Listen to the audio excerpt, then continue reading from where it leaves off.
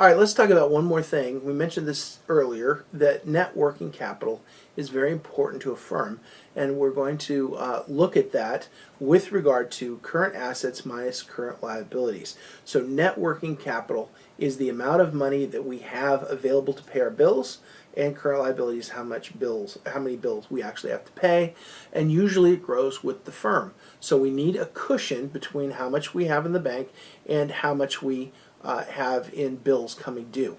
So this would, as a shareholder, you would want to look at this, of course, to make sure that the firm was liquid and could pay its bills. But you can turn this into your own personal finance and think about how easy it is for you to pay your monthly bills. You want some net working capital or some cash left in your checking account. This is a way to think about this. This is cash left in the corporate checking account. And of course, in some cases, it's hundreds of millions of dollars, but it's the cash left over that you can pay bills with. So it's very liquid.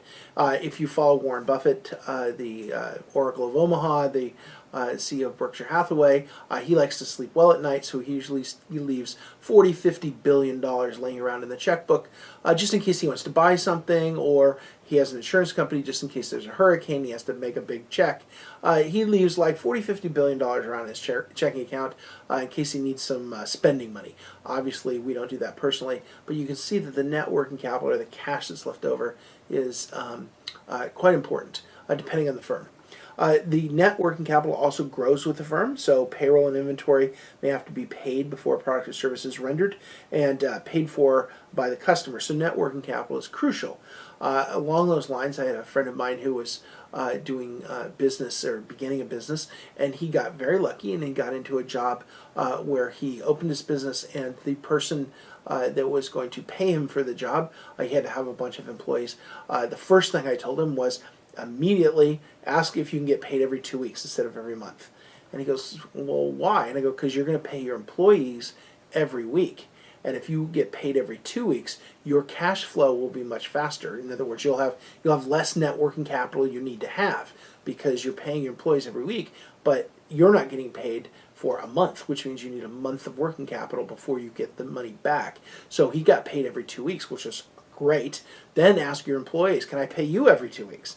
Yeah, you can pay us every 2 weeks, that's fine, because a lot of people only get paid monthly or every 2 weeks. So he paid his employees every 2 weeks, he increased their payments to 2 weeks, so he matched his working capital, so he didn't have as much cash that he needed to put out there in working capital. That was awesome.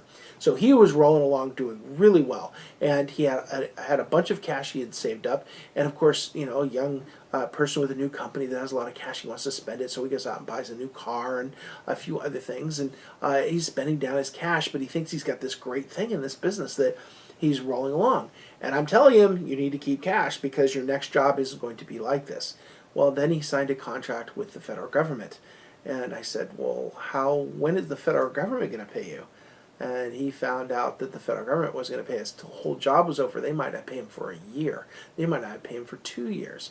And he has to front end all of the employees' salaries, all of the expenses of the job. Everything has to go out, and it's not coming, the cash isn't coming back in for what, a year later when the whole job's done? Contractors, building contractors know this.